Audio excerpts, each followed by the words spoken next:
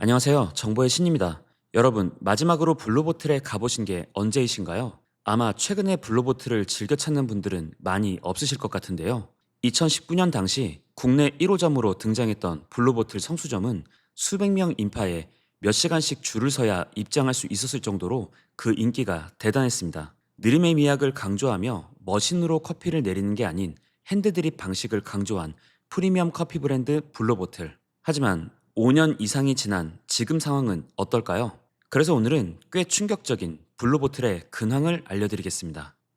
블루보틀은 2002년 클라리넷 연주자였던 창업자 제임스 프리먼이 미국 캘리포니아 오클랜드의 한 차구에서 창업하며 시작되었는데요. 스페셜티 커피를 지향하며 핸드 드립으로 느린 커피를 제공하는 굉장히 독특한 전략으로 유명세를 탔습니다. 당시 업계 선두였던 스타벅스가 커피의 퀄리티에 크게 신경을 쓰지 않는 대신 커피 유통에 대한 효율성을 추구하고 공간의 차별화 전략을 취한 반면 블루보틀은 오직 커피 맛에 모든 역량을 집중하는 전략으로 차별화에 성공했던 건데요. 그래서 블루보틀의 매장에 가보면 인테리어가 화려하지 않고 고객들이 커피 본연의 맛과 향에 집중할 수 있도록 매장 내에 와이파이와 콘센트도 없을 뿐더러 매장 규모에 비해 좌석 수를 많이 배치하지도 않는 특징이 있습니다. 이런 미니멀한 매장 분위기와 그들만의 독특한 정체성으로 인해 커피계의 애플이라는 별명까지 얻었던 블루보틀은 노 와이파이 정책으로 인해 보통의 국내 카페에 가면 흔하게 볼 수 있는 노트북 들고 카페에 공부하러 오는 수많은 카공족 소비자들의 반발을 사기도 했고 한국 커피 시장을 잘 모르는 정책이라고 비판을 받기도 했는데요. 하지만 이런 우려가 무색하게 2019년 5월 국내 1호점인 성수점 런칭 당시 오픈 전부터 모든 온라인 이슈를 덮을 정도로 떠들썩했던 기억이 납니다. 당시만 해도 네이버 실시간 검색어가 있던 시기였는데 네이버 실시간 검색어 1위는 물론 새벽 5시부터 줄을 서서 기다리는 인파들 때문에 4시간 가까이 기다려야만 매장에 입장이 가능한 진풍경을 일으키며 유튜브, 인스타그램 등 모든 SNS에 도배가 될 만큼 인기를 끌었습니다. 당시 처음 보는 블루보틀만의 공간, 커피 핸드드립 방식 등 모든 부분이 콘텐츠화되었고 3만 원대로 결코 저렴하지 않은 머그컵과 텀블러 등 MD 상품들도 없어서 못 사는 상황이 이어졌는데요. 블루보틀은 주문까지 줄을 서서 기다리는 시간도 길었지만 주문을 하고 나서도 보통 약 20분 정도가 지나야 커피를 받을 수 있었는데 커피 머신으로 빠르게 커피를 내리는 게 아니라 핸드드립으로 천천히 커피를 내리기 때문입니다. 이런 제조 방식은 매장 내에 빠른 고객 회전율이 불가능한 운영 방식일 뿐더러 오래 기다린 시간이 아까워서라도 더 천천히 매장에 머무르다 나가는 손님들이 대부분이라 웨이팅 시간을 더 길게 하는 요인이 되기도 했는데요. 그럼에도 불구하고 블루보틀을 방문하려는 분들로 연일 매장은 북적였던 것으로 기억하고요. 얼마나 대단하길래 저 난리일까 싶어서 저도 방문하러 갔던 적이 있는데 당시에도 대기만 3시간이라는 말에 기겁하고 그냥 근처에 다른 커피숍에 갔던 기억이 납니다. 그럼 스페셜티, 블루보틀의 베스트셀러들의 가격은 어느 정도일까요? 메인 제품으로 볼 수 있는 싱글 오리진이 6,500원, 라떼가 6,600원, 인기 제품인 놀라가 6,600원, 아이스크림 라떼인 놀라 플로트가 8,000원이니까 전반적으로 일반적인 커피 전문점에 비해 1,000원에서 2,000원 이상 가격이 높습니다. 하지만 이런 비싼 가격에도 블루보틀만의 감성을 담아 찍은 사진들이 SNS를 타고 번져나가 블루보틀에 가면 꼭 먹어봐야 하는 음료들이 되었는데요. 당시의 성수점 및 2호점인 삼청점 등은 별도의 건물에 블루보틀 매장을 낸 것으로 지점마다 특색 있는 건물과 분위기가 새로운 블루보틀 지점이 생길 때마다 소비자들이 재방문하는 요소가 되기도 했습니다. 하지만 최근 블루보틀 매장을 보면 그 흐름이 매우 달라진 것을 알 수 있는데요. 최근 블루보틀 매장을 보면 여의도 더 현대서울, 잠실 롯데월드몰, 스타필드 수원 팝업 오픈 등 대형 쇼핑몰 유동인구가 굉장히 많은 특수상권에 입점하는 것으로 출점 전략이 바뀐 부분을 알 수가 있습니다. 게다가 2025년 1월 현재 매장 수도 전국 17개로 꽤 많이 증가하면서 블루보틀만의 희소성 전략도 사라지는 중인데 본토인 미국의 70여 개의 매장과 아시아에서 가장 먼저 브랜드 런칭을 진행했던 일본에도 20여 개 매장에 불과하고 그들만의 고급화 전략으로 진출한 모든 국가에서 매장 출점을 최소화하던 블루보틀이 한국 진출 약 5년 만에 이렇게 매장 수를 급격히 늘린 것은 매우 이례적이라 할 수 있는데요. 게다가 이제 수도권이 아닌 부산 밀락 등 지방에도 매장을 오픈하기 시작했습니다.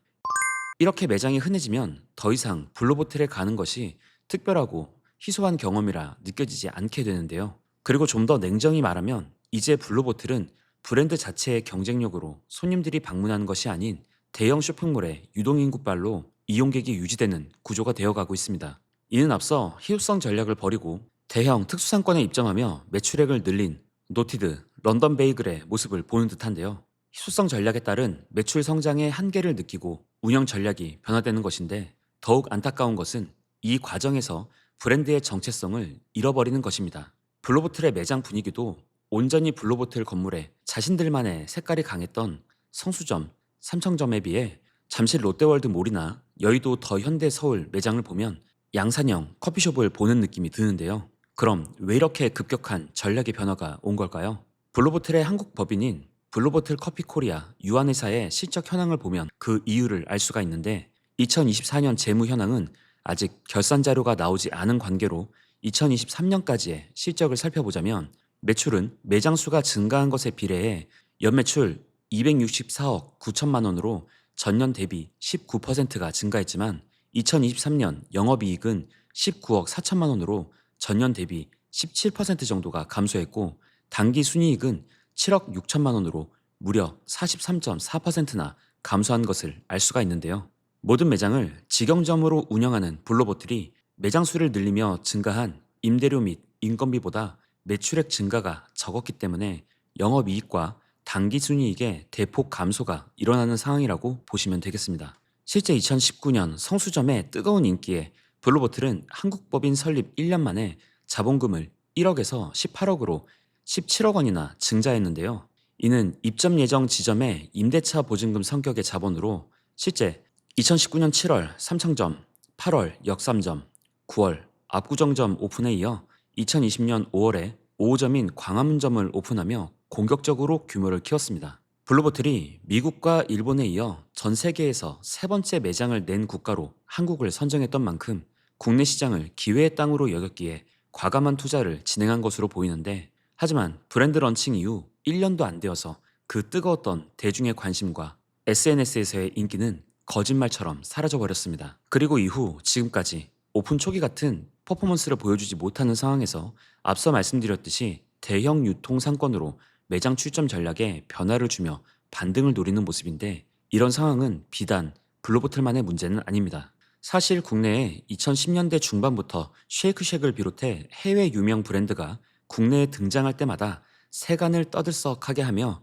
긴 웨이팅과 SNS에 폭발적인 피드들을 만들어냈지만 시간이 조금만 지나면 언제 그랬냐는 듯 유행이 끝나는 모습이 반복되는 중인데요. 유행을 소비하는 사람들이 남들보다 빠르게 해당 브랜드에 방문해 피드를 올리며 자랑하는 것에 불과한 SNS용 소비를 하며 만들어낸 폐해가 반복되는 모습이라 생각됩니다. 그리고 최근까지 실적 부진에 돌파구를 찾지 못하던 블루보틀은 최근엔 정말 의외의 선택을 하는 모습을 보여주는데요. 바로 2024년 10월 배민에 입점하며 배달을 시작한 겁니다. 현재까지 배달 가능한 지점은 역삼, 한남, 광화문, 성수, 연남 등 총 5개 지점으로 알려져 있는데 하지만 곧 전 지점으로 확대될 것으로 전망이 됩니다. 앞서 말씀드렸듯이 2019년 오픈 당시 주말뿐 아니라 평일에도 대기 인원이 수백 명에 달해 몇 시간씩 줄을 서서 들어가야 먹을 수 있었던 블루보틀을 이제 배달로 시켜 먹는다는 사실에서 격세지감이 느껴지는데요.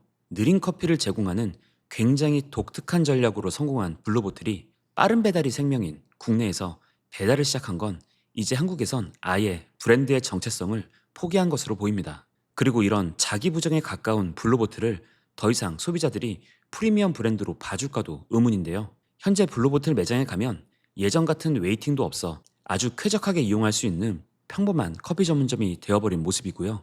일부러 블루보틀을 찾는 사람도 많지 않다는 점에서 앞으로의 전망도 어둡다고 보여집니다. 또한 짧은 유행의 역사가 반복되는 국내 시장에서 해외 유명 브랜드 런칭 시 매장 앞에서 줄을 서며 떠들썩한 것은 잠깐에 불과한 것을 보며 유명세에 의존한 해외 브랜드가 국내에서 오래 생존하는 건 매우 어려운 일이 되어간다는 사실도 알 수가 있습니다.